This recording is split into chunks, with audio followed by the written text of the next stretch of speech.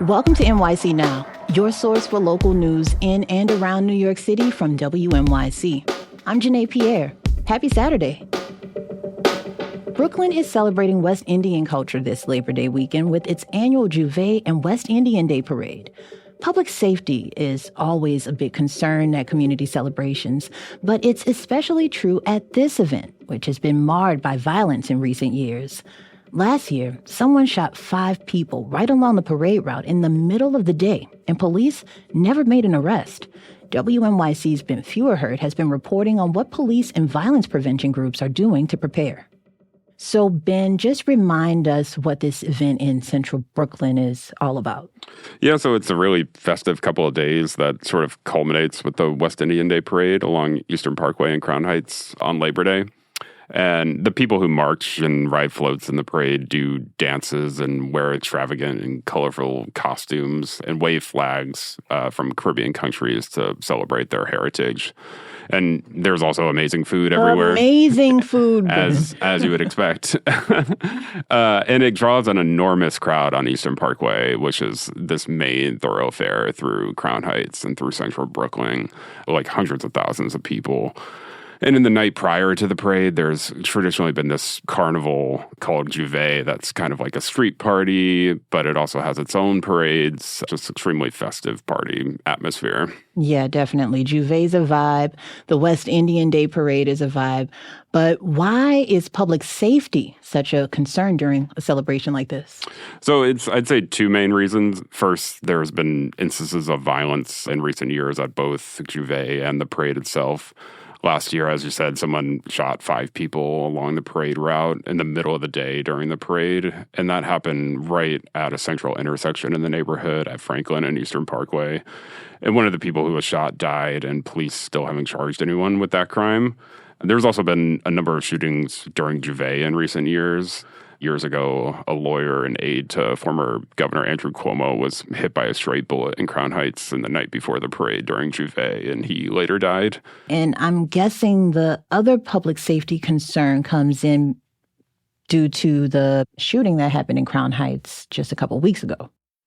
Yeah, so the parade is planned just 2 weeks after a mass shooting in the neighborhood at a hookah bar that killed 3 people and injured 11 others. When police and violence prevention workers said that the shooting was connected to rival gangs in the area, and they have said they're concerned about retaliation for that shooting. Ben, I know that you've been to a West Indian Day Parade and that you've lived in the neighborhood. I, too, have been out there having a little fun on the Labor Day weekend. And the one thing I noticed the year that I attended was that there were metal detectors in the middle of the street that people had to walk through. So I'm wondering, what are the NYPD and anti-violence groups doing this year to prepare?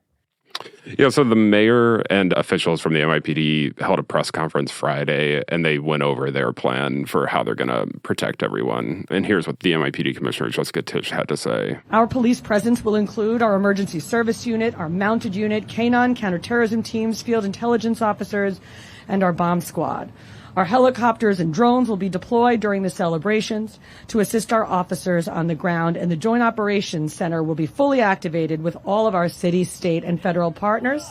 And personnel there will be monitoring fixed and mobile cameras along the route and surrounding areas. And then also, one of the ways the city has worked to curtail gun violence in recent years is through nonprofit groups that are supposed to use their community connections to work to disrupt violence in these neighborhoods. I spoke to a few leaders of these groups this week who described what they were doing over the weekend to try and make sure it's peaceful. One of them is Al Matthew. He leads a group called Brownsville Think Tank Matters. He said he plans to go out with a Haitian band that sets off from Prospect Park around midnight on Monday, a parade called the Rah Rah, he called it, and they parade through the streets of Flatbush. He said that parade can draw hundreds of people, and he and members of his group plan to walk with the crowd and step in if there's any sort of arguments or anything like that. Try to mediate as best as possible. Nothing really ever broke out, but we had those type of situations. We explained, like, this is a large crowd. Somebody's going to push you. So, getting upset because somebody ran into you or pushed you, it's not worth it. And it's just bringing it back to a normalcy to the person. Another person I spoke to is from a group called Elite Learners. She said that members of her nonprofit are going out in a specific zone of the neighborhood where they have community connections. And they plan to do things like talk to people having parties or cookouts in the neighborhood who may have things like cars double parked or maybe doing things like drinking outside or playing loud music. And the idea is they'll talk to the people in the community before the police have to get involved. Ben, I want to talk about the broader context about crime in the city. You mentioned the shooting at the hookah bar in Crown Heights a couple weeks ago, and then just this week, a couple shootings in the Bronx. Where does crime stand right now in New York City? So Mayor Adams and the police commissioner are constantly touting how gun violence and homicides in the city are at historic lows. It's a real sticking point for Adams, who's running for re-election on a public safety platform. But all of that comes after, as you say, we've had these two mass shootings in the city recently, the first at a Midtown office building and the second at that lounge in Crown Heights. And then looming over all of this is the Trump administration in Washington. Trump has essentially taken over law enforcement in Washington and called the National Guard in there because of what he claims is rampant crime in the district.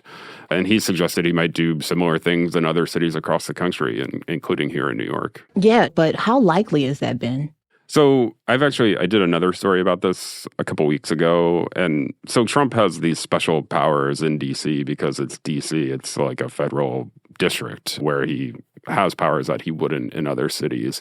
So his powers to do similar things in other cities, including here, are limited, but he can do things like call the National Guard, which he has done in L.A., or send federal law enforcement to patrol federal areas in the city where there are some, like one person I talked to said, our waterways that are patrolled by the Marine Corps of Engineers could be an area, or national parks in the city are federal lands. Yeah. But to be clear, Governor Kathy Hochul also reached out to President Trump about his threat to send Guard troops to New York City, right? Yeah, and this week, the Attorney General, Pam Bondi, met with the NYPD commissioner, and the NYPD commissioner, Jessica Tisch, has been really clear over the weeks that the National Guard is not needed here. Like, we have it. Yeah. That's WNYC's Ben Feuerherd. Thanks a lot, Ben, and have a good holiday weekend. Thanks, you too. And thank you for listening to NYC Now from WNYC. I'm Janae Pierre. We'll be back on Monday.